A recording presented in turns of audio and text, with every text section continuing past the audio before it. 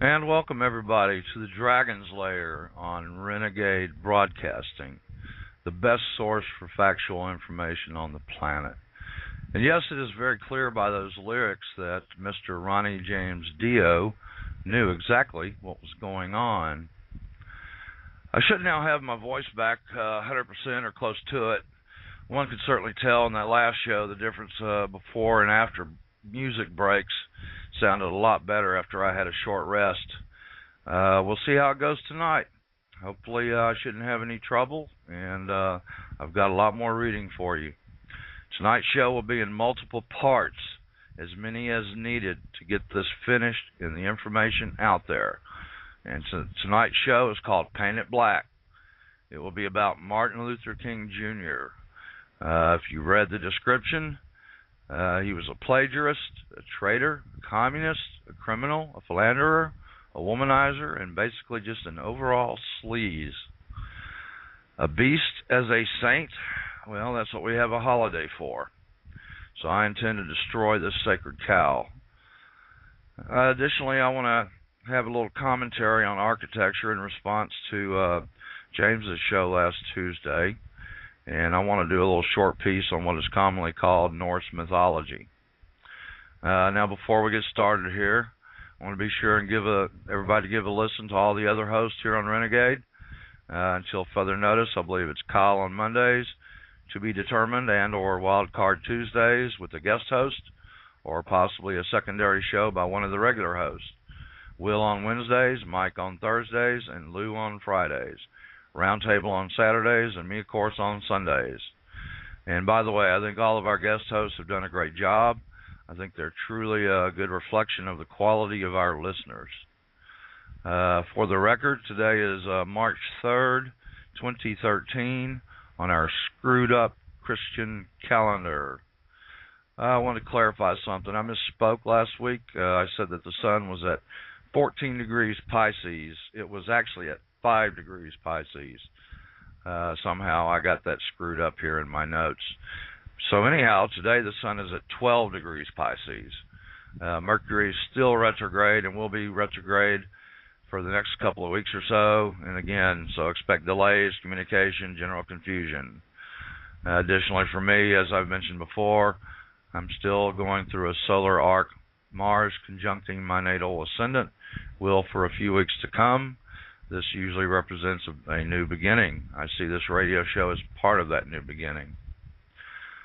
I also want to mention that I'll be doing a show on astrology this Tuesday night, March 5th, as I have had a significant number of requests to do so. So be there or be talked about. Additionally, again, watch on YouTube, Quantum Astrology, before listening to my show, please. Everyone can gain something from it. And if you have not seen it already, if you have seen it already, watch it again anyway. It would be greatly appreciated. I will not monitor the chat. I may glance at it during music breaks. We'll see. Depends on whether or not I have any other issues to deal with. Again, I'll be drinking my water and smoking where I'm sitting. So that will cause momentary pauses at times, such as right now. I'm going to take a drink of water. And there will always be the occasional silence for a cough or some hacking. We have a chat room over at renegadebroadcasting.com. There's also a live feed of this show tonight, unless there's some technicalities. With the chat room itself, the webpage is renegadebroadcasting.chitango.com. And if you decide to join a social network that Kyle created called alternativesocial.com, there is a chat room over there. And I also want to mention a website, www.nationalprotectionism.com. This is a project that Mike has created, and we want to get everybody's support and get everybody behind this. And I also want to thank Mike for his kind comments about me on his shows last week, or one of his shows. I see what I'm doing is simply what I've been doing for the last 15 years, only I'm just doing it in a different format. And I want you to keep up your good work, and certainly we need more people like you. And I think your example will bring others to our cause, as well as to get them to step up and take on a role similar to what we are doing here at Renegade. Again, I have no personal website or blog as of yet. I say that loosely.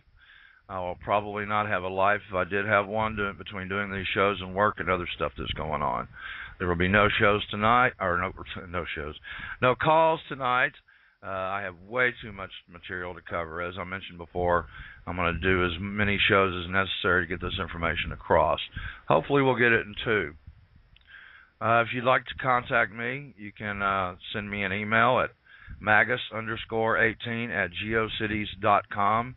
That's MAGUS_18 at GEOCITIES.com. If you want to subscribe and be on my e-list, just send an email that says subscribe, or you can just write me. Can't guarantee I can get to all of my emails. My eyes have been bothering me a little bit the past couple of days. Hopefully that should not be a problem here tonight. One difference between now and the other shows is that the cat will not be joining me. She is not feeling well and is in the other room.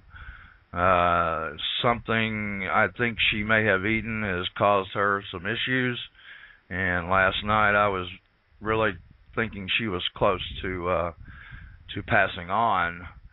I think maybe it may be something in the food that she has eaten, but today she seems to be doing significantly better, but she is definitely not 100%. So I will not have her energies here next to me to help me out. I'd like to make another comment here on guns. If guns kill, then how do people get out of gun shows alive?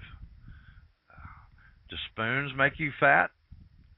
Do pencils misspell words? Okay, I told someone in the chat a few days ago I'd like to send them some info on a particular topic that they requested from me.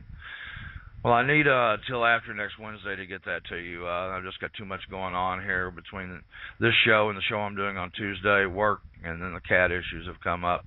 So just hang on a little bit tighter. What I want to do here is I want to discuss some things about James's comments regarding architecture. And what I want to go ahead and do after that is a commentary on the esoteric Norse religion. I have seen some discussions coming up here recently about it, and there was also some people who weren't quite sure that my relationship that I was giving it to something else was appropriate. So I want to try to discuss that and clarify the point. In the meantime, I want to go ahead and play another song before I get started on that architectural discussion. Okay, I'm back. Yes, I was listening to the archives of James's show and thought he brought up an interesting point regarding building codes and architecture in general, and how that affects our freedoms. And ultimately, I could probably sit here and talk for a good hour and a half, maybe 2 hours on that one subject, but I'm certainly not going to do that tonight. That will have to be brought up in another show in the near future, but I do not want to put that off too long because I consider that to be very important. You know, if you go outside your abode, whether it be a house, apartment, boathouse, hotel, wherever it is you're living, unless you're just off in the middle of the woods somewhere and nothing else is around you but trees, everything you see around you is done by somebody like me. And that has an effect on society and on multiple levels. And that affects how you feel, the way you function, a whole host of issues. He brought up the issue of limitation on freedom. Well, that's true, and that's sort of a mixed bag. Most people are used to hearing what the sovereign citizen movement has brought up in the past about, well, I own this property, I can do whatever I want, you know, and you can't tell me I can't do this, or you can't force me to have to do that, or whatever the case is. Well, that's true in the United States, but perhaps not elsewhere, and that's only been in the past. And I mean, modern society has totally changed things. And yes, it's part of the Roman civil codes if you want to look at it from that aspect. And it's a mix between common law and the Roman civil codes. But at the same time, cities are important, communities are important, neighborhoods are important. Some uniformity is necessary. We can't have a chaotic society. And from my perspective, if I was to do say a custom house somewhere out in the county where there's no particular jurisdiction for that area, I would still design the project according to the minimum level of building codes, simply to protect myself. If something happened and somebody sued me and I did not at least meet these minimum standards of building construction, then I would be inviting myself a lawsuit. And of course, that still doesn't mean anything. They could still sue me anyway. I knew somebody, or rather, I knew what. Let me put it this way. So there was a lawsuit involved with one of the firms that I used to work for. Some guy got up on the top of his house with a ladder next to some electrical lines, wound up electrocuting himself, and fell off to the top of the house. It was a two-story house, and I don't know if he died from the electrocution or if he died from hitting the ground, or both. But they sued everybody. They sued the structural engineer, the architect, the developer, the builder, the electric company, you name it. You know how this goes. So anyway, one day in the very near future, I will discuss this. And I will say this too. When France capitulated to Germany in World War II, and Adolf Hitler took a tour of Paris, he brought with him two competing architects to tour the city with him, because architecture is ultimately that important to society. And we have also heard this expression that, well, you know, the oldest profession, we all know what that is inferred, but if you ask me, I think that architecture is probably the oldest profession. So anyway, another thing I want to discuss here tonight is a little bit about Norse mythology, or at least that is what it's called. Now, I have done some shows with Mike here in the past, and I really wanted to get to this while I was doing those shows, but there was just not enough time to do so. And so it kind of got shoved on the back burner. And what I'm going to tell you is this. I'm going to read a little small essay here that somebody wrote over at The Joy of Satan about this. And I think it makes a lot of sense. But in order to fully understand this, you're going to have to go back and you're going to have to listen to my past presentations, or you are just not going to get it. Now, most people are familiar with what is called the exoteric. What is the outer meaning? What is the meaning to the average person on the street who is not informed to have the hidden meanings? What most people read is also, too, what we are left with after having all of the information tampered with by Christianity. And so there is enough there to figure out what the esoteric meaning actually is, but you have to be informed to understand it.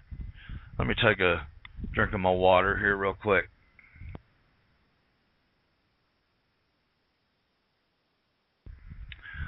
For some reason, my suffering from dry mouth right at the moment. And it has nothing to do with a bong, okay? Okay. So anyway, let me get started on this before we get into the Martin Luther King issues. In Europe, the missing eye symbology that you see in Wotan is equivalent to the third eye symbology in other cultures. Okay? Now, there were also Gaels who were mistaken as being for Celts. And this is widely misunderstood in pop culture in general. And by the way, I will discuss pop culture on my astrology show as well. And if you really have an interest in this, I also recommend that you go see, or rather, you go to YouTube and watch a video called The Viking Serpent, or better yet, order it from Reality Entertainment, who are the creators of it, and then you will grasp some of what I'm about to tell you here this evening. Now, the Celtic religion is really not understood by most neo-pagans, and it was part of a larger Aryan religion. Keep in mind, too, that a lot of what we call Celt is in fact Gaelic, and that the Celts, in a sense, are really a mythological construct. There was really only a Teutonic world. Now, I realize that the word came from other sources, and they were used to describe these peoples. And so it was not necessarily a word that was native to the peoples that were being described. So anyway, let me get started here. In Germany and Northwest Europe, this was settled out of Ireland and the other isles probably around 10,000 years ago. The Druids, or the Nadrids, as they were called, worshipped a god-man named, who many titles was also called Vod or Vodin, who was hung on a tree, experienced a mystical death, and then reborn into a full god. The Tara Hill over an island was found to have been at least one time ringed by 300 plus oak trees as part of its sacred enclosure. In this part, Odin is symbolic of the life force, and the tree represents the human soul. This is why the other title for Vodin is Buddha or Budhaya. In Ireland, as it relates to Mercury, and in Sanskrit, which is really the original language of the Aryans. Now, Mercury is also symbolic of the life force.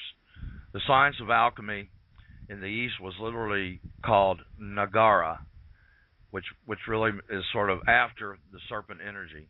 Think sun and serpent as Naga, or serpent, and Ra, the sun, and what that means spiritually. In many ancient parts of the world, it was a literal serpent hung on a tree, or a Tau cross, T-A-U cross.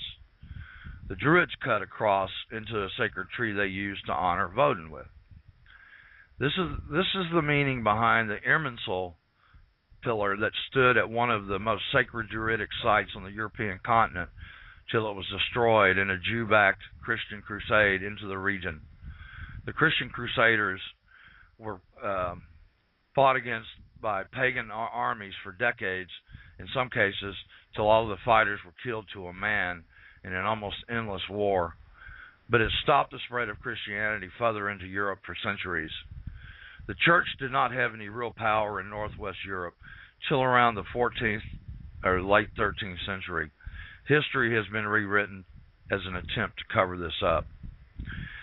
In this act against the Irminsul that sparked the Viking period, which led to several major Christian capitals being razed to the ground in revenge for the destruction of the Irminsul, this site also contains a history and sacred knowledge of the Aryan race going back over 15,000 years.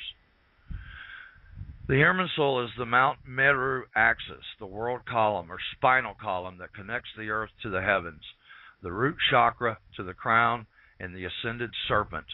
The same pillar and religion of the Aryans was the exact same religion of the Innu pillar in Egypt. For some reason, this is lost amongst neo-pagans who write chapters of meaningless nonsense on the subject. This is one reason the pagan Bonds, or the Cathars, worshipped a goddess named Mary, because another title for Astaroth is Isis, or Medru, or Mary. Literally, Mary, or Medru, the Mount Meru axis of the spinal column. The sacred tree was also called Asherah, after her for this reason. As symbolically, Astaroth represented the Sophia, or the light of the serpent, or the yin aspect of the soul in the ancient world. That rises up the spine to eliminate one to their rebirth or gnosis. This reveals much of the Isrun. The Bonds also worshipped Lucibel or Lucifer. They knew the Catholic Church was a Jewish corruption and blasphemy of the Aryan religion, and they wanted nothing to do with it.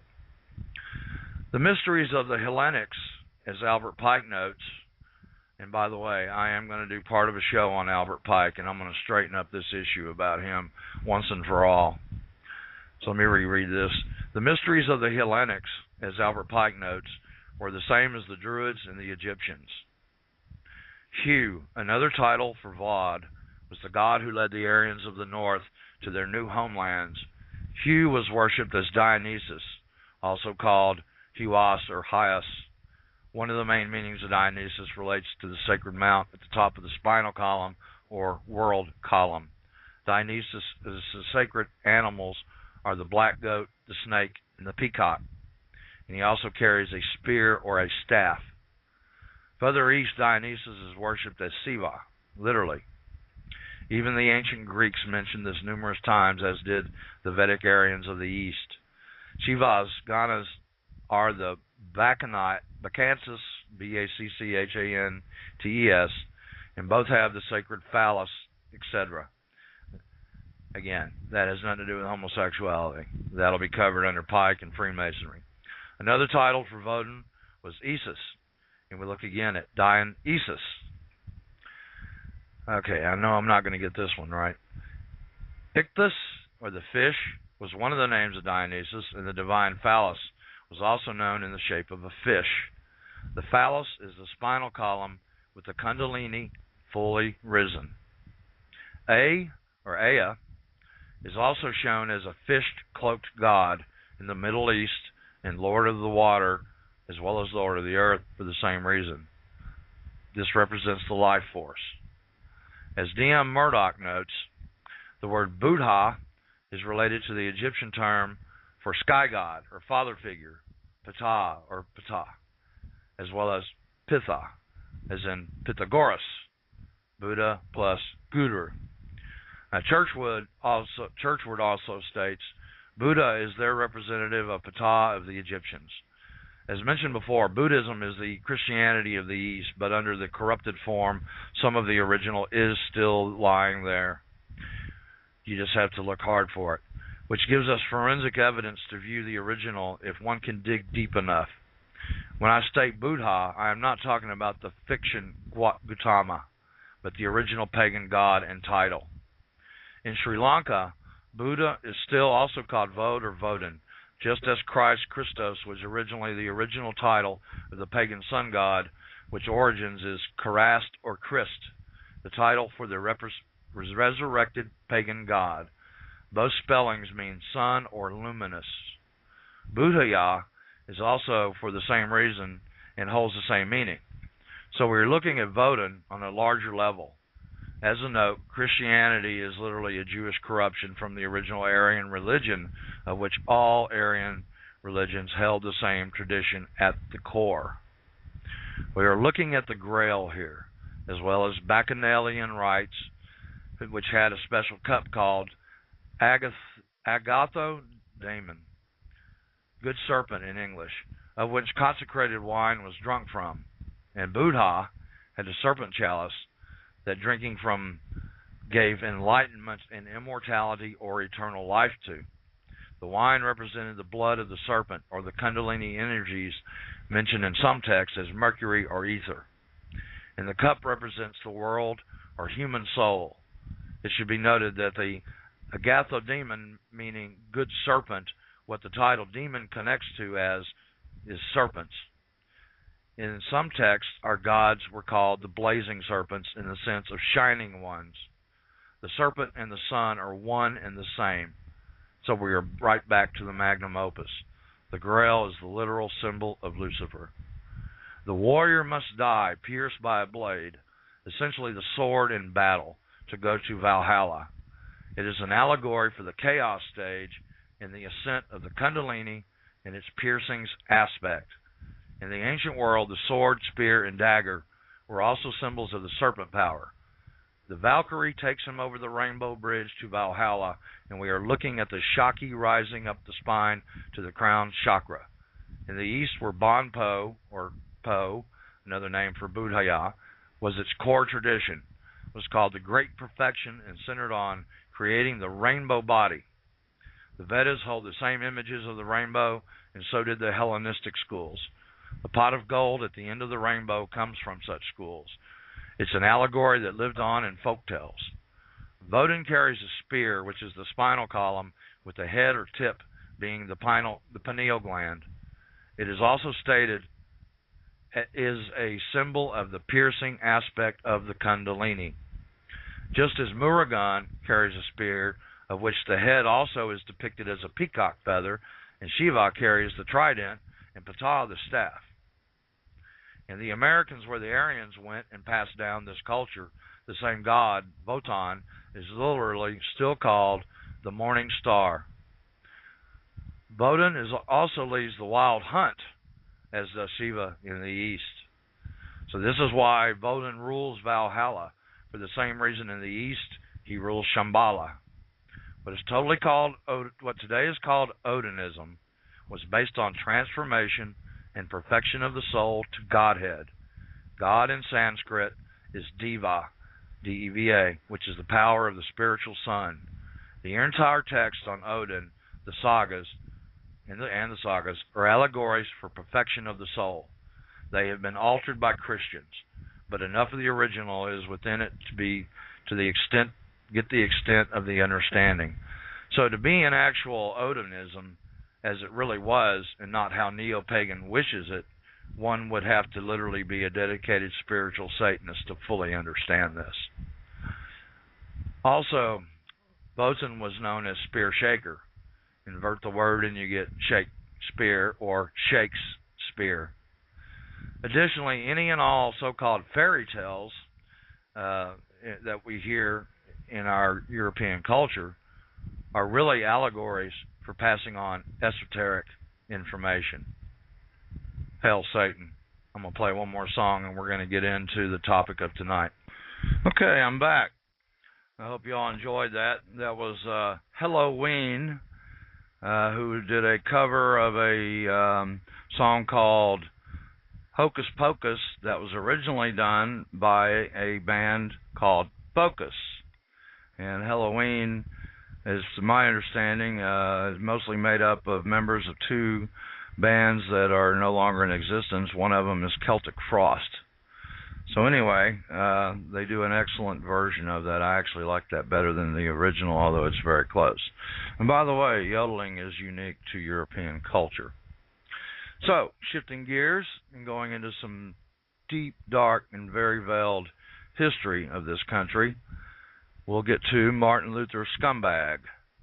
Many of you listening are too young to have experienced the events of this time period. I myself do not have recollections of this man, even though I am old enough to and should have. My parents clearly sheltered me from many of the traumatic events during that time, including the assassinations of JFK, RFK, the deaths at Altamont Speedway, the deaths of Jim Morrison, Janis Joplin, Jimi Hendrix, etc. It was probably a good thing. If they are listening from another dimension, I thank them for it. Now, Martin Luther King. Most of his FBI file is sealed until the year 2027. There are 16,659 pages, of which only 201 pages are available to the public for viewing, and they're mostly on his assassination. So what are they not telling us? Well, some people have put some of the pieces together, maybe not all, but some. Now, I also want to mention that according to an author named Dan Smoot, and that's spelled S-M-O-O-T, and he's an American patriot, and he wrote in one of his books that Martin Luther King's dad, I will not say senior since that's not either of theirs real name, was connected to the CFR, the Council on Foreign Relations. Not a member, but he did work with related organizations connected to it. Now, first I want to mention, too, that, I harbor no ill will towards black people for any reason.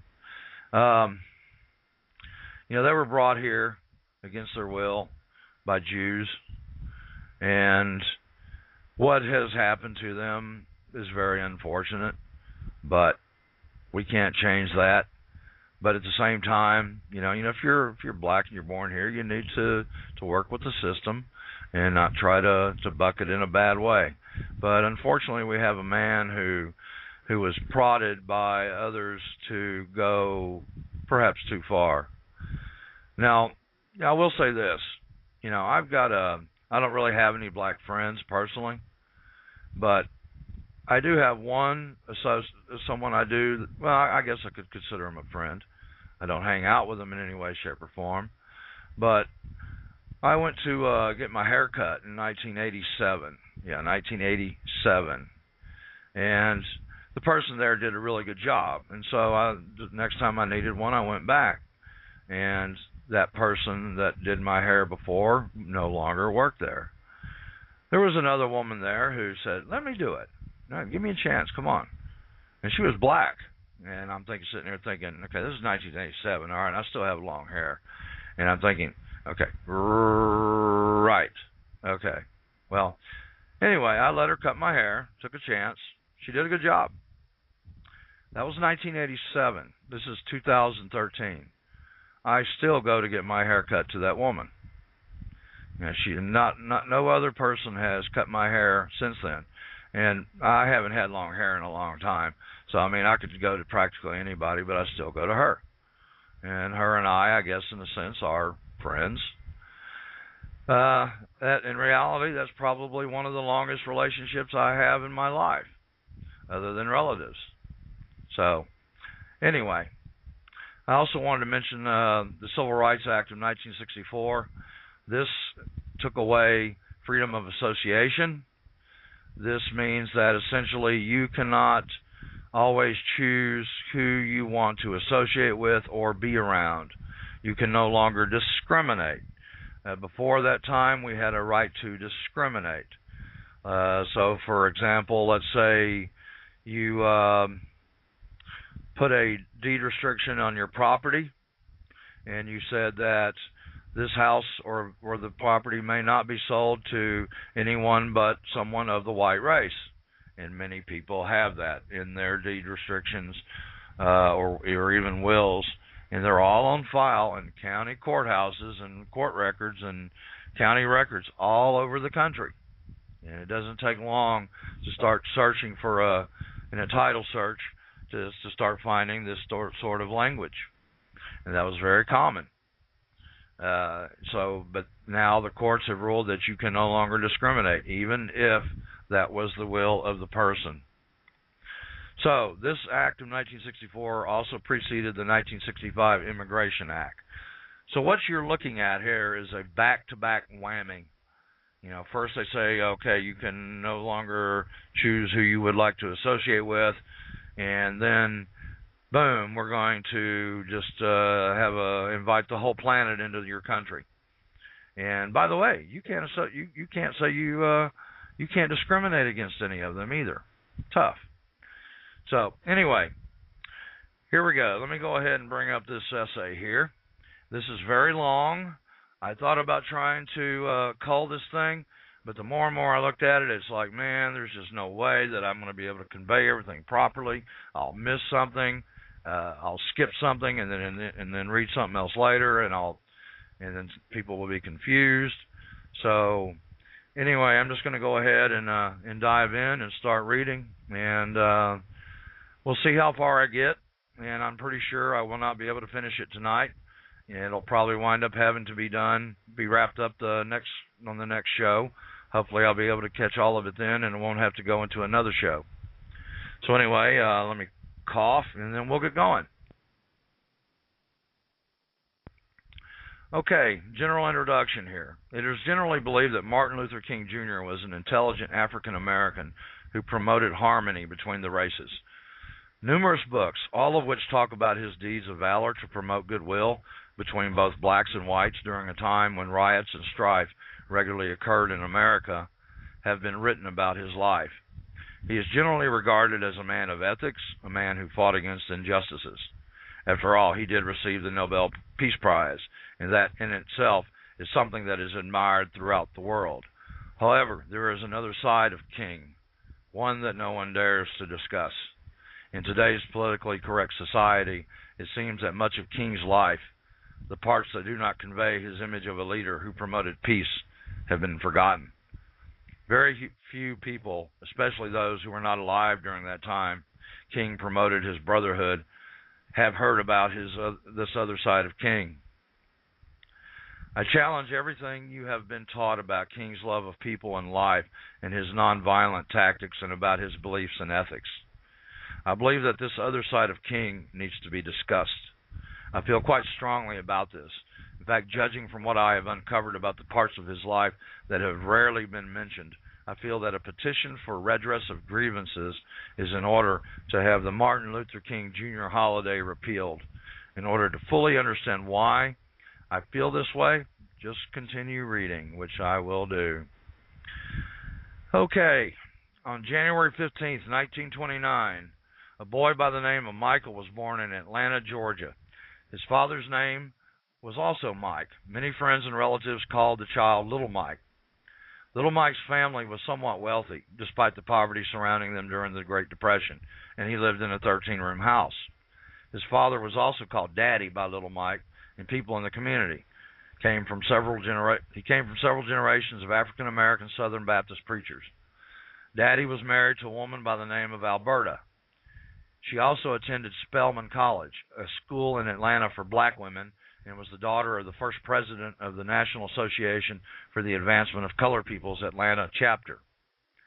Little Mike had a sister named Christine and a brother named Alfred. Daddy was extremely religious and followed the Old Testament teachings word for word.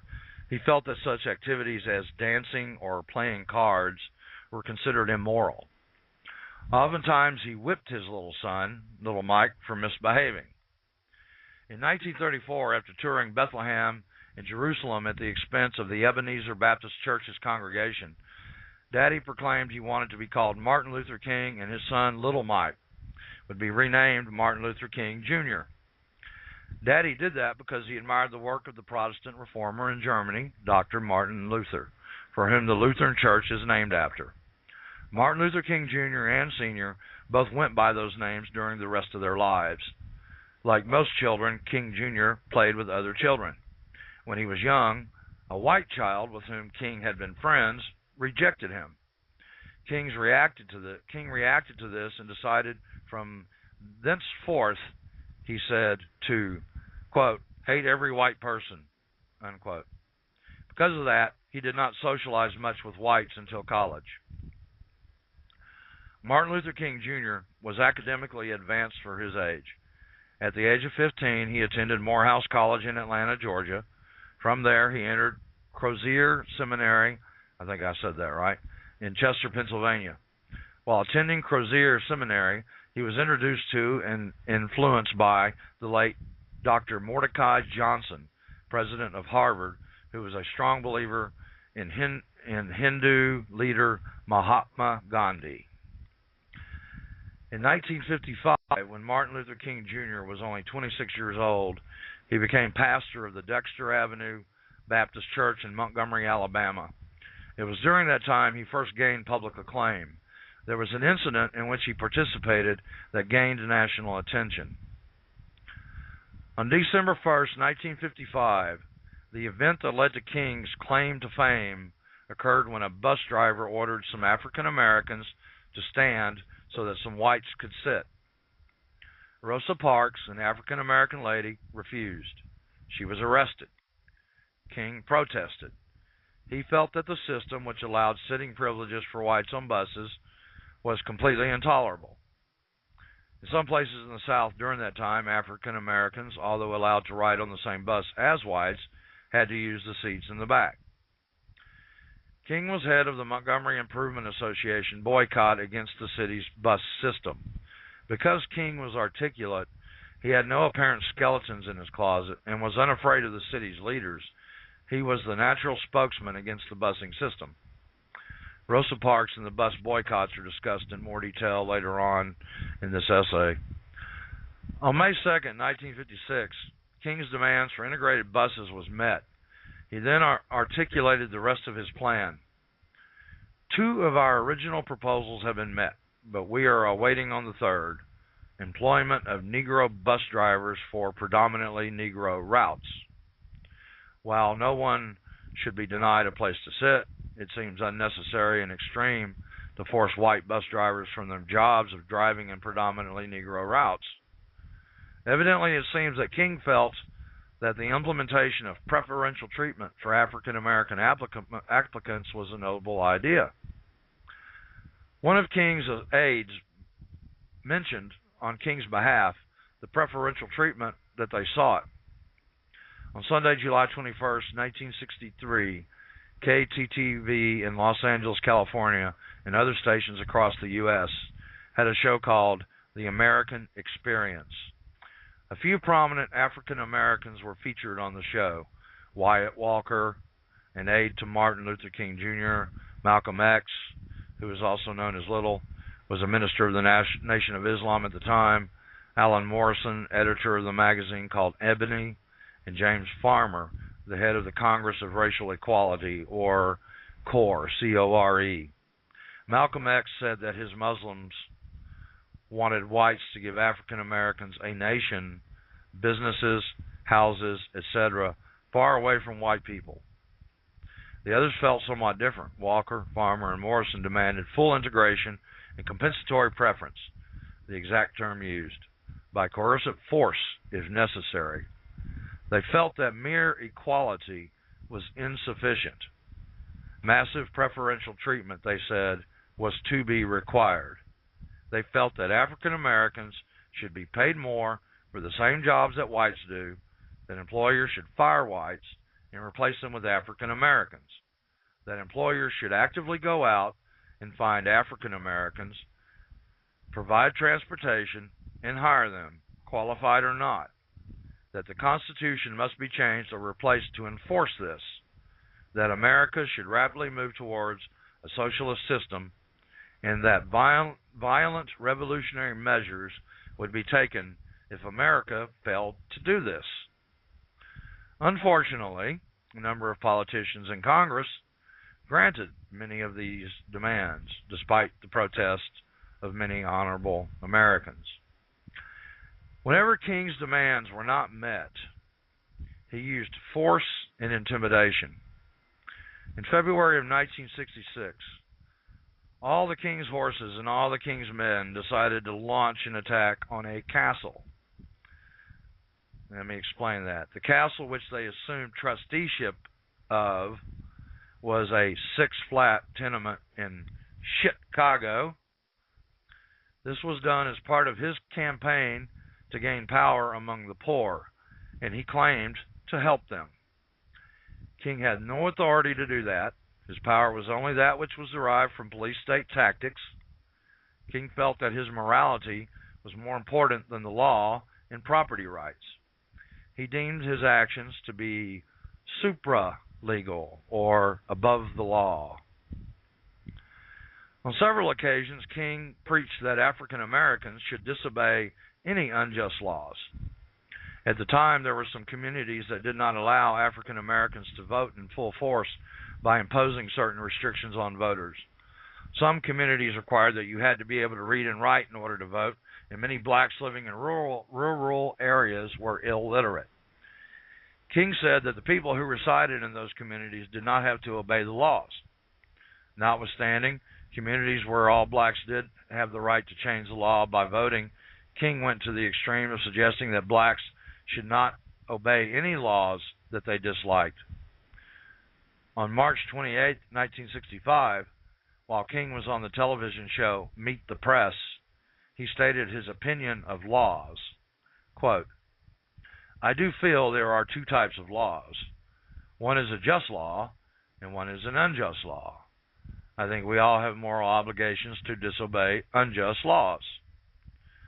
I think that the distinction here is that when one breaks a law that his conscience tells him is unjust, he must do it openly, he must do it cheerfully, he must do it lovingly, and he must do it with a willingness to accept the penalty." Close quote. King is quoted as suggesting, "There may be a community where Negroes have the right to vote, but there are still unjust laws in that community. There may be unjust laws in a community where people in large numbers are voting, and I think wherever unjust laws exist, people on the basis of consciousness have a right to disobey the laws. However, King's suggestion to disobey unjust laws is something that could lead to anarchy. Who would decide what is just in an unjust law? Martin Luther King Jr. apparently decided that what laws should and should not be obeyed.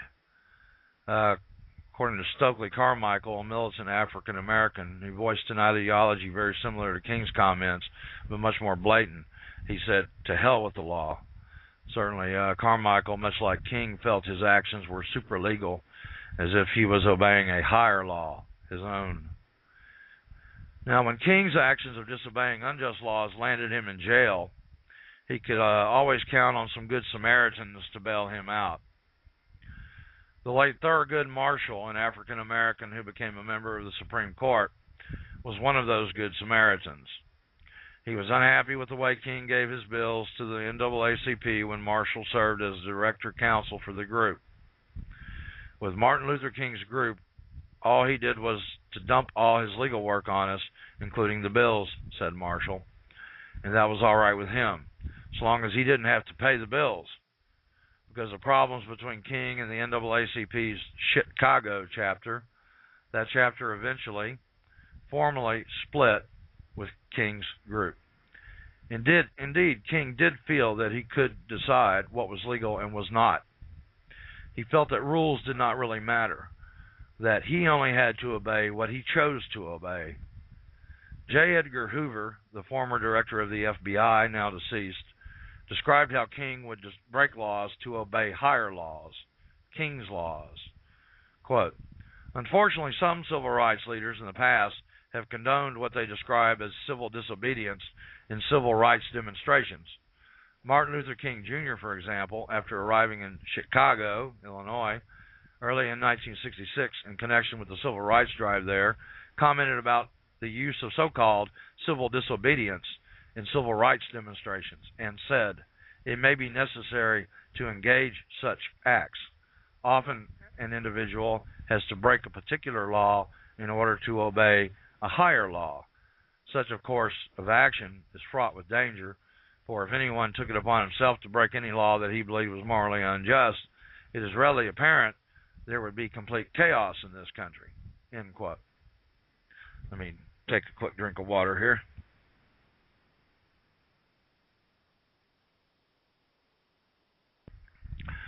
Okay. Due to the turmoil inspired by King and his friends in the 1966 Chicago riots, where he engaged in his civil rights war, Congressman Edward Derwinski of Illinois described Martin Luther King Jr. and King's cohorts as Dr. Martin Luther King and his professional riot-inciting group. The city of Chicago held a meeting hoping to avoid marches that were creating animosity and spreading the strength of the police dangerously thin. Residents noted that their attempts to appease the protesters were futile. One resident proclaimed, "Suddenly it dawned on us that the whole meeting was a farce. Every time we'd make a concession, they'd move to a new spokesman and push for something more. They never had any intention of calling off the marches. Trying to appease the unappeasable is an effort in futility, as the residents quickly learned, and the farce of the peaceful protest marches resumed." In the Chicago riot of July 1966, Mayor Richard Daley said the strife was planned. Dr. King's aides were in here for no other reason than to bring disorder to the streets of Chicago, noted Daley. Apparently he was right, since King had spoken to numerous gang members prior to the ordeal. King even went to the extent of showing gang members a film of the Watts riots that had occurred in Los Angeles. In the Baltimore Sun, or rather, the Baltimore Sun, had an interview with King in which King's motives were clearly demonstrated. The Baltimore Sun revealed the following, quote, "In an interview, Dr. King acknowledged that his End Slumps campaign in Chicago is an implementation for the concept of black power, but under a more palatable name. Dr. King acknowledged that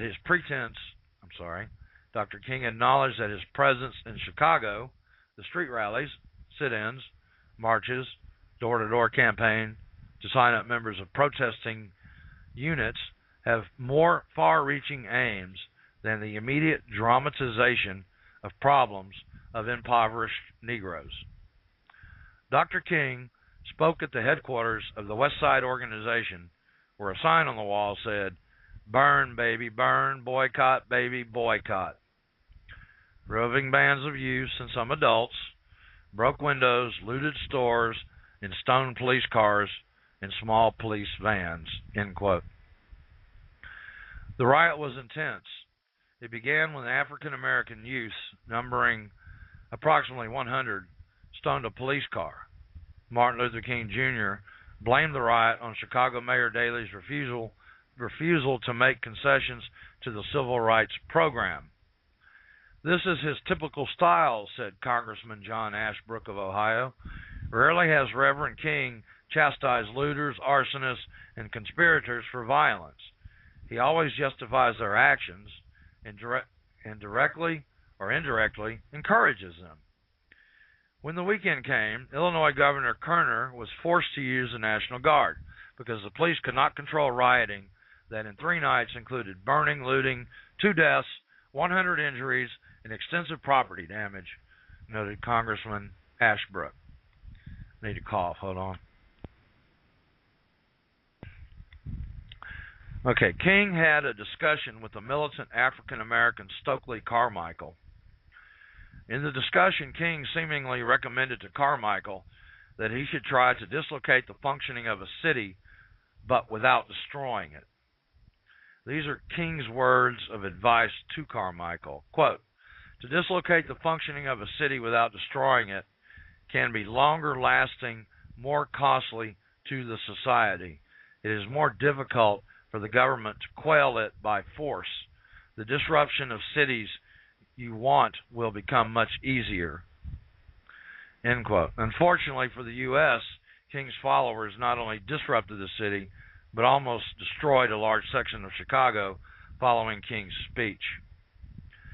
Many respected African-American religious leaders felt that King was doing more harm than good and asked him to leave their cities. They said that they did not want their cities disrupted. They pleaded with King to stop his campaign, but it did no good. King continued to foment problems in the U.S. Reverend Henry Mitchell, the leader of a group of West Side African-American ministers in Chicago who represented about 50,000 African-Americans, felt that King should get the hell out of here. Mitchell and his fellow ministers felt that way because King's civil rights marching in 1966, he said, brought hate. "If King wants to march on the West Side," said Mitchell, "let him march with rakes, brooms, and grass seed." Mitchell continued, suggesting that African Americans in the Chicago area wanted peace, love, and harmony, not the violence that came to town with King. The late Bishop C. Fane Kyle, who was an African American, issued a news release that said King was directly or indirectly responsible for the chaos, anarchy, insurrection, and rebellion brought about through demonstrations and rioting throughout the United States in recent years, months, weeks, and days.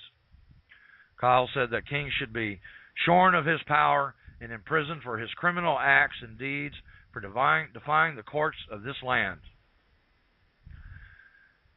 Jesse H. Jackson, an African American who was president of the National Baptist Convention at Kansas City, Missouri, said that King was causing problems all over America. Jackson said that King encouraged riots. Jackson said that King's actions were responsible for designing the tactics that led to a fatal riot in the death of Reverend A.O. Wright in Detroit. In May of 1961, King spoke at the Southern Baptist Seminary.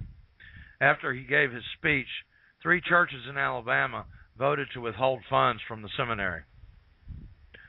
King often warned of impending riots if his demands were not met. In November of 1967, he delivered a speech in Cleveland, Ohio. He warned of massive winter riots in Cleveland, Gary, which is in Indiana, or any other ghetto. King said a cadre of 200 hardcore disruptors will be trained in the tactics of massive nonviolence. The massive nonviolence mission of the cadre of 200 hardcore disruptors was ominous. Nationwide city paralyzing demonstrations. King even went to the extent of threatening two mayors, suggesting they would be the two outstanding men we have set up as lambs for the slaughter. King said that he was very pleased with certain victories of creative black power. The young boy who swore to hate every white person was now a man, and he was keeping the promise that he made in his youth. King's insurrectionist tactics were commonplace among the places that he attended. In one instance, King went to Albany, Georgia, and threatened to have a new drive for African American rights. 10 days later, King set a day of penance following a night of rioting, during which Negroes were arrested as they marched on City Hall, hooting, laughing, throwing bottles, bricks, and rocks at law officers, said former Congressman John Ashbrook of Ohio. The situation had been maintained, reported the chief of police, until King returned to the city for an illegal demonstration. When the FBI expanded COINTELPRO, which is the counterintelligence program, in 1967 to include black nationalist hate groups, King's Southern Christian Leadership, which is SCLC, was targeted. Southern Christian Leadership Conference, I think, along with the Nation of Islam. King was probably under that listing because he would often associate with minorities who hated whites. For instance, he was allied with Cassius Clay, also known as the boxer Muhammad Ali, a professional African-American boxer who at the time was a member of the Nation of Islam. Later, however, it appeared that Clay changed his beliefs, unlike King. King also met with Malcolm X, and King had a meeting with Stokely Carmichael, offering him words of advice. On February 24th, 1966, Martin Luther King Jr. met with Elijah Muhammad, leader of the Neo-Muslims.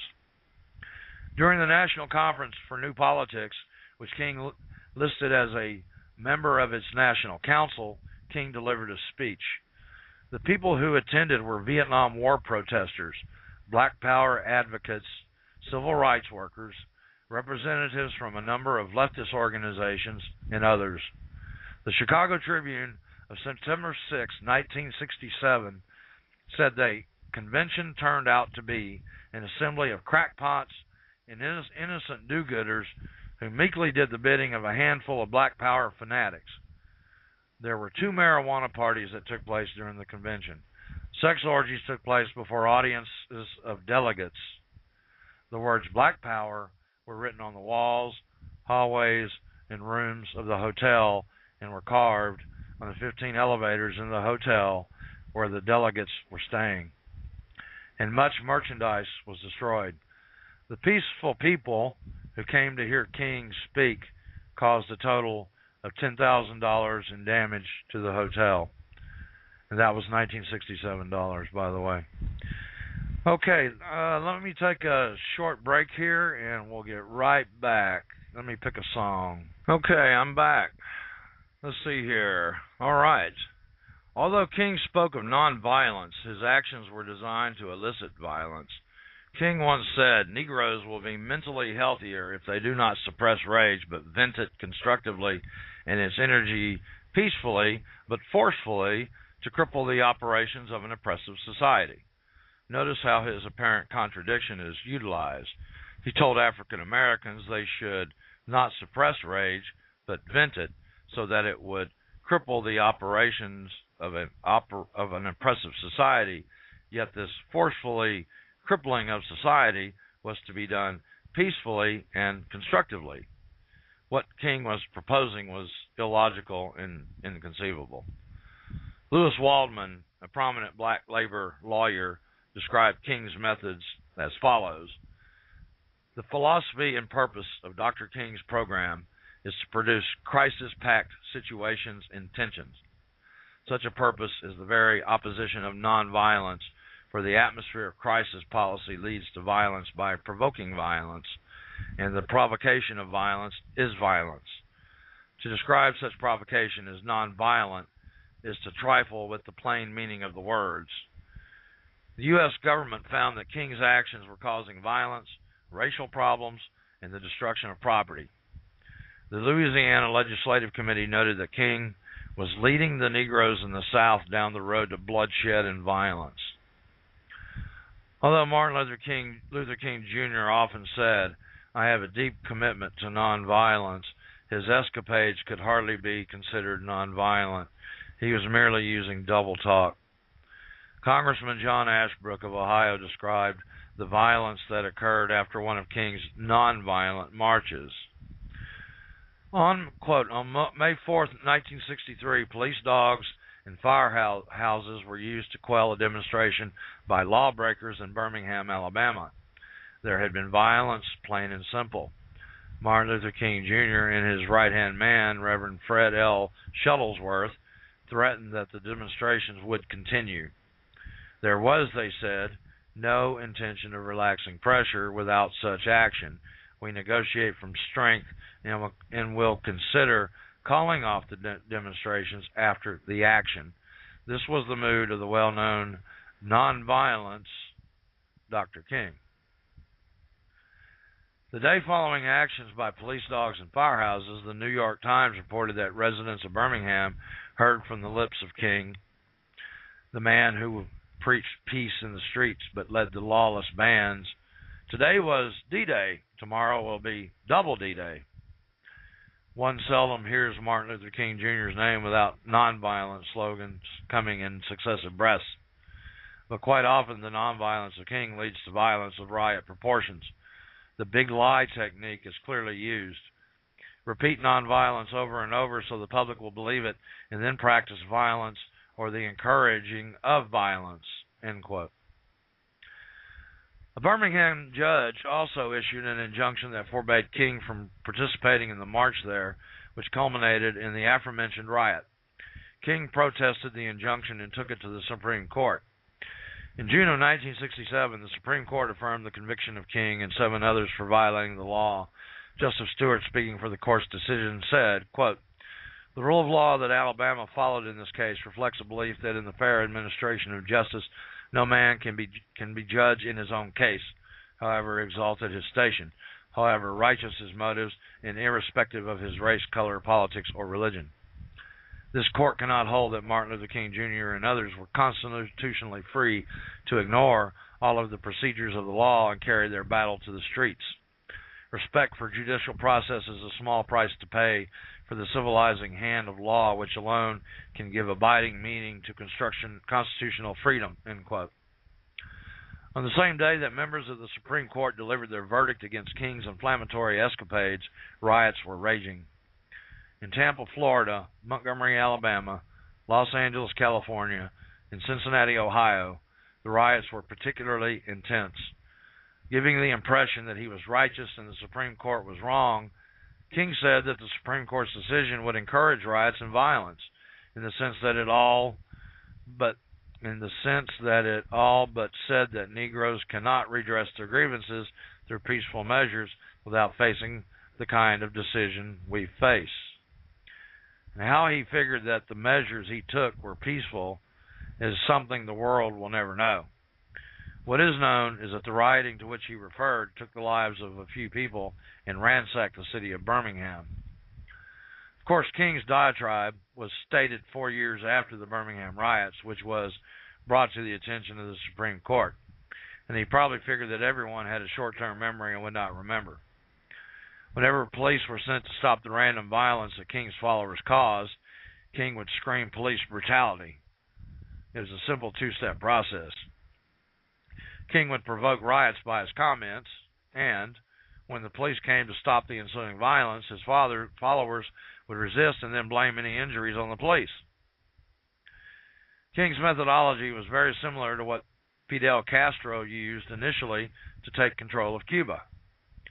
Senator James Martin of Alabama stated in a distinct similarity between King's and Castro's methods, quote, "In a memorandum circulated in Cuba before the Communist Revolution, the first point in the formula was to discredit the police in every way by causing incidents which will lead to arrest than charging the police brutality. The program now being carried out in the United States by Martin Luther King Jr. and others is following this formula to the letter. When King and those who constantly criticize the police know it or not. The shameful riots in Los Angeles, in which screaming mobs burned, robbed, and murdered, had not even ended before Martin Luther King was charging police brutality and demanding the firing of the nation's finest police chiefs. End quote. I need to cough.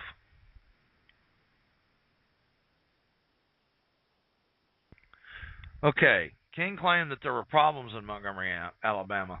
He asked President Eisenhower to stop what King called a reign of terror. The city's police commissioner dismissed King's claim, suggesting that it was merely the rantings of a rabble-rouser agitator. The politicians were all too quick to cave in to King's demands. King influenced a large number of non-white voters. King even said, "We'll have Negroes so fired up that I believe they will withhold their support from candidates who do not respond to their demands." When King said fired up, he literally meant it.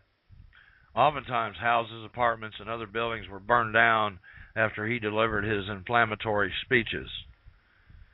King's antics were designed to elicit violence from both his disciples and opponents. By staging marches in relatively peaceful communities, King would either, number one, cause his followers to engage in a riot, or, number two, provoke violence from his adversaries. Either situation worked well for him. If his followers caused a riot, the riot would gain international attention, and he would blame it on the racist whites, not his followers, and on unjust laws. If marches generated violence from his adversaries, King's followers would attain victimization status. Marchers would generate sympathy from peace-loving Americans, and it would force the government to enact more laws to prevent recurring violence and quell the nonviolent demonstrations. It appears that King figured his antics would make his battle seem honorable in the eyes of the masses, who would not take the time to delve too deeply into his methodology. The magazine Newsweek of March 22, 1965, described King's actions.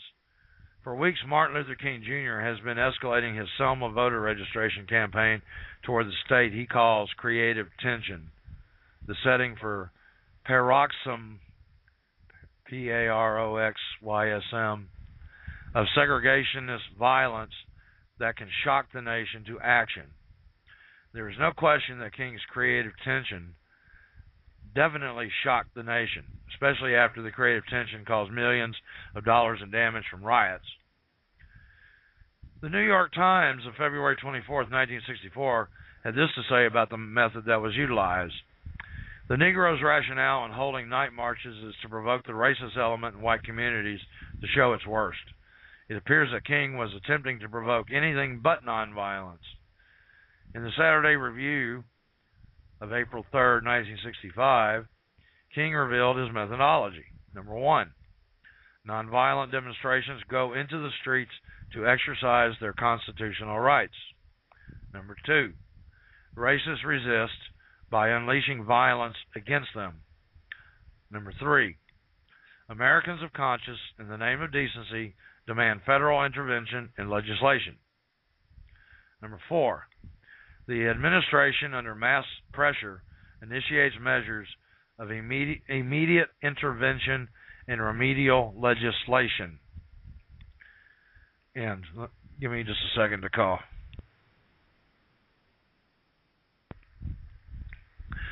His scheme was brilliant, somewhat iniquitous, but nonetheless brilliant. First, he had his followers travel to relatively peaceful towns, places that were unaccustomed to seeing black power advocates, organize crowds, and the lawless element, and antagonize the townspeople with signs, marches, sit-ins, and chants. Next, the people residing in those peaceful communities who were unaccustomed to seeing demonstrations and who wanted to maintain a peaceful neighborhood rebelled against the marchers. It seemed that King desired the type of conflict to occur which he would blame entirely on racists, those whites who resisted his plans. King and his disciples would be viewed as the victims rather than the aggressors in the eyes of some Americans who were unaware of the full scope of King's activities and those of his colleagues. Finally, with this view that he portrayed as the victim going for him, he was able to have his demands met. The remedial legislation that brought about preferential treatment for blacks. In many cases, however, when King went to the big cities rather than the small towns, his followers rioted.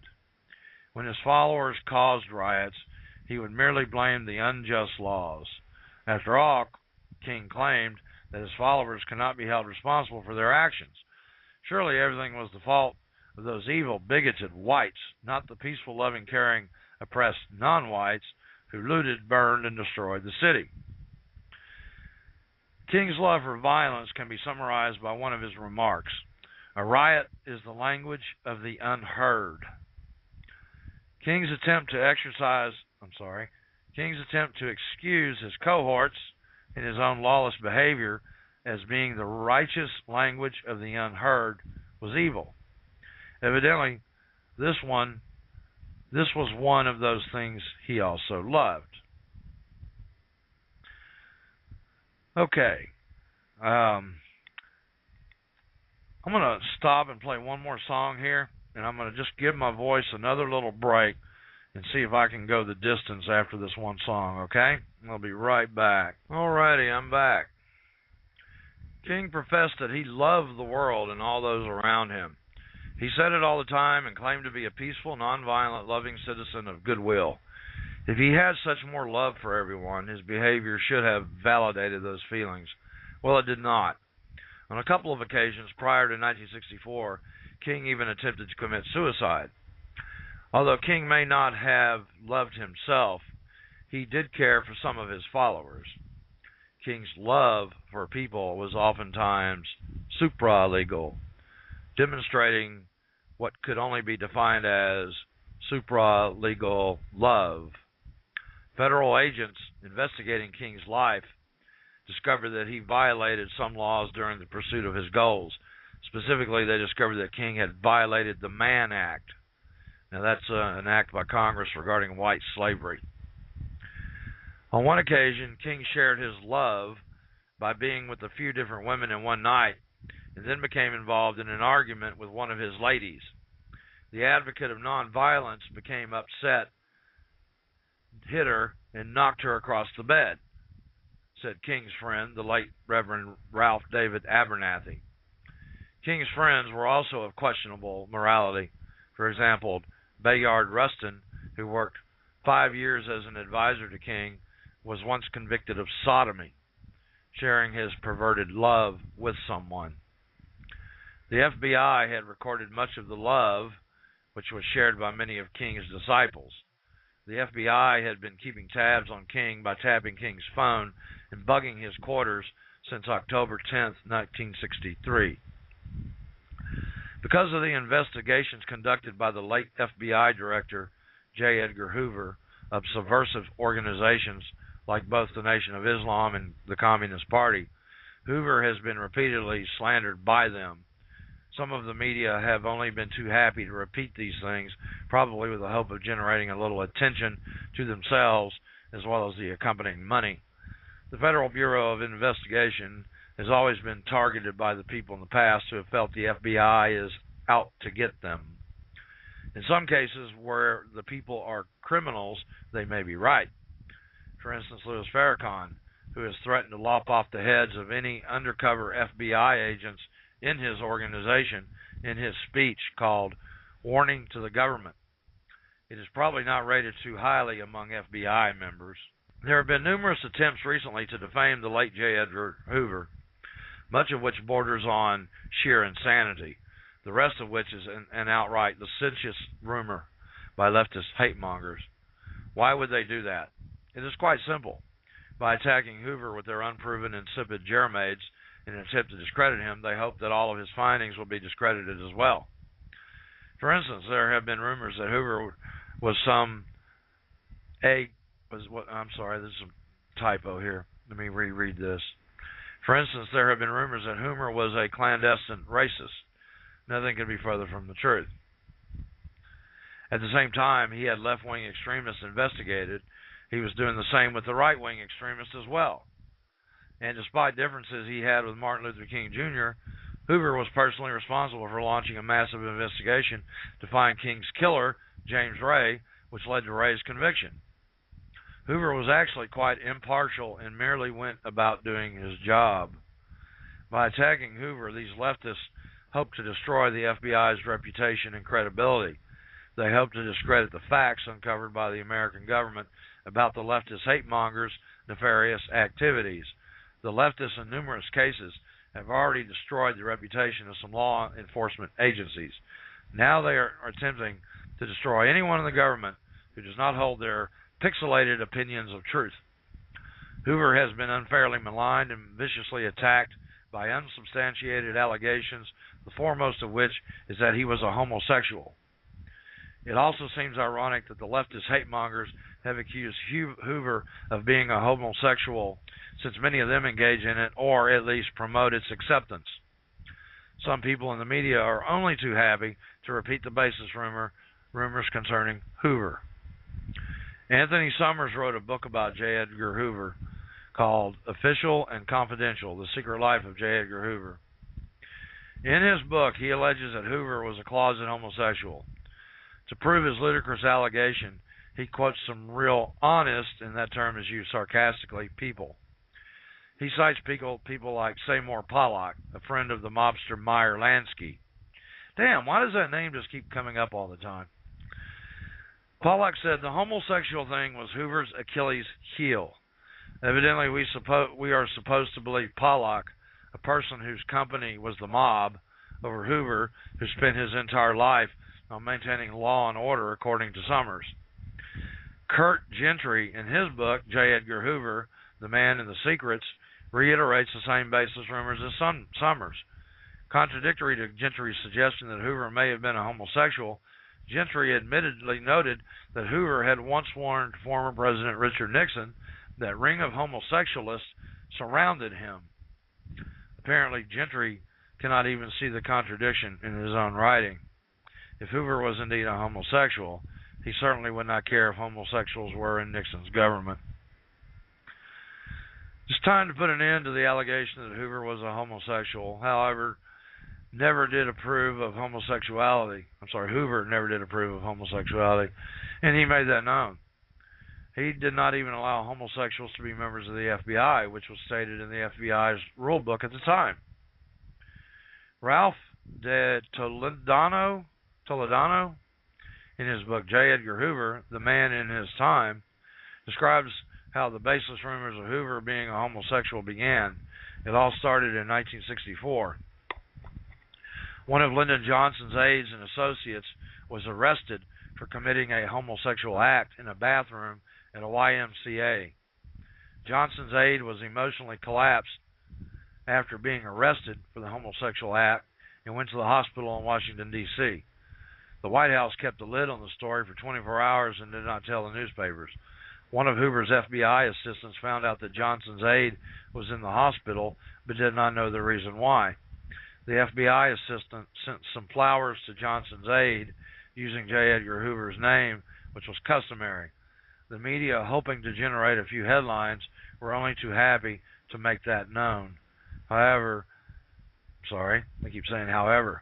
Hoover had difficulty explaining what happened for a couple of reasons, which is described by Toledano.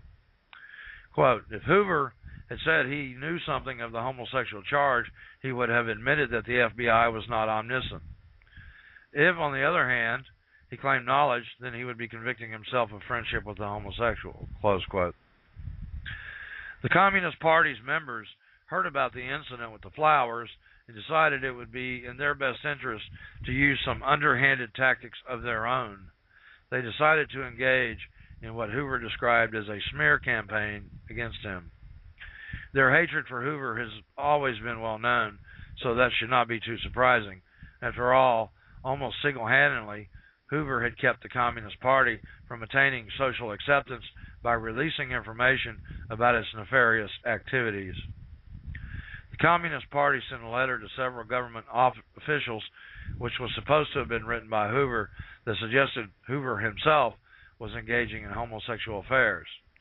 as if Hoover, a man who had fought valiantly against the acceptance of homosexuality into the FBI, would engage in such a perverse act.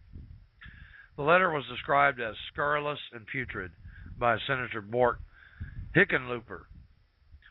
Hoover proved that the letter was just another disinformation attempt that was made to discredit the FBI by attacking him personally. Though there have been many attempts to use disinformation against Hoover, what he purportedly discovered about King during the course of the bugging is simply incredible.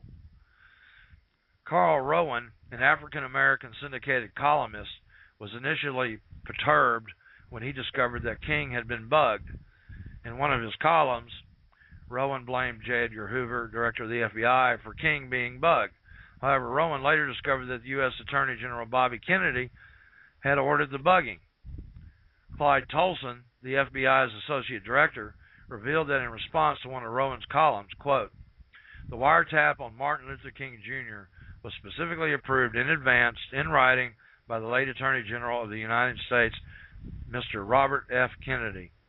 This device was strictly in the field of internal security and therefore was within the provisions laid down by the then President of the United States," end quote. J. Edgar Hoover reportedly discovered that King had numerous love affairs. Hoover had at least 15 reels of tape about sexual entertainment and conversations between King and Abernathy that might lead to the conclusion that there was a homosexual relationship between the two ministers, noted Rowan. During a discussion with someone in the FBI, Rowan discovered there had been sexual intercourse in the King suite with Reverend Ralph David Abernathy. At that time, there was an orgy. Those conversations both have been taped by one of the FBI's bugs. The black newsletter writer and television talk show host Tony Brown mentioned the reported conversation between King and Abernathy behind closed doors. In Brown's column, he described King's reported love as, quote, "Come on over here, you big black M blank, and let me S blank your D blank," Martin Luther King said to his friend, Reverend Ralph David Abernathy. Cunning copier. In other areas, King's ethics were also questionable, especially for a minister of goodwill.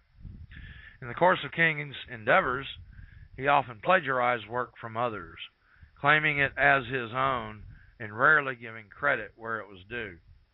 For a person who seemed accustomed to trickery, this was nothing new to him. King would quote others' works verbatim and not give credit to the original authors. In the course of King's plagiarism, he would occasionally change a few words and would often misspell them. The following is an example or sample of King's literary theft. And basically it has a list of stuff on one column and then on the right another, so it's an A-B comparison. And I'm not going to go through every one of them, but I'll read a couple of them. And you can pretty much presume that this was pretty much standard, as it lists 1, 2, 3, 4, 5, and then there is other plagiarism that will be discussed later on. Let's see here. The original, all feasts are divided into two classes, Feast of Precept and Feast of Devotion. The former are holy days on which the faithful in most Catholic countries refrain from unnecessary servile labor and attend Mass. These include all the Sundays in the year, Christmas Day, their circumcision. Okay, now his quote was this, as a copy. Sounds almost the same. All feasts are divided into two classes, Feast of Precept and Feast of Devotion. The Feast of Precept are holidays, misspelling, on which the faithful in most Catholic countries refrain from unnecessary servile labor and attend Mass. These include all the Sundays in the year, Christmas Day, the circumcision, word for word. Before we come to consider some well-modern theories, it may well be to refer to two views which are now obsolete or obsolescent. Okay, his wording. Before we came to consider some modern theories, it may be well to refer briefly to two views which are now obsolete or at least obsolescent. And the list just goes on and on. King plagiarized a significant portion of his doctoral dissertation, and this is what I was referring to. When Boston University formed a committee to determine the amount of plagiarism in King's dissertation, the committee concluded that 45% of the first part and 21% of the second part were copied from other people's works. Despite that outrage, and probably due for the most part to King's popularity among African Americans, Boston University felt that no thought should be given to the revocation of Dr. King's doctoral degree. How can King be viewed as a leader to today's youth? He only obeyed the laws that he deemed just. He called for black power. He incited riots. King threatened mayors. He wanted preferential treatment for African Americans. He cheated in school and throughout his life. His love extended way beyond his speeches. Some congressmen felt that the type of leadership given by King was not something to be admired. Congressman Wagner felt that King did not deserve the attention he received. In contradiction to the beliefs held by King's misguided followers, Congressman Wagner told the truth about King's actions. Quote, "The Washington Star of yesteryear, September 20th, 1965, summarized the feeling of those in the government and out for the latest bit of meddling by Martin Luther King Jr. in an editorial aptly titled, 'Martin Luther King, Go Home.' There is a great deal of concern in every quarter of the nation over the role his professional wowzer has recently taken upon himself, that of a Secretary of State without a portfolio, and I might add, without invitation and without qualifications. King is a meddler and unqualified to tell others how to run either their government or their personal affairs. The fact that he is a Negro gives him the right in the eyes of the deluded liberals to meddle in any affair in which any Negro is involved. Yet the records show wherever his presence is felt, there is often bloodshed, strife, and anarchy. His nonviolence has bred violence. His leadership has turned loose the rampaging mob. His peace has fomented hatred at a time when cool heads and reasoning was needed." Now I'm going to get to a stopping point here so we can pick up on the next show, but I'm in the middle of a certain piece of this discussing his plagiarism of his dissertation. So let's see here how much time we have. Okay, well, it's only about 7 minutes. I'm just going to go ahead and play the last song because it's about that length of time. Actually, it'll run a little over. So, anyway, before I do that, though, I'll close this out with some final thoughts. So, again, what happens if we don't prevail over these tyrants? Anti-gun is anti-white. Anti-Semitism is a disease. You catch it from Jews. Free men aren't equal, and equal men aren't free. Odin now demands that you grow the fuck up. Distinct peoples have a right to remain distinct. Multiracialism is not self-government. Forced association is not freedom. 1488. So until next time, hail Satan.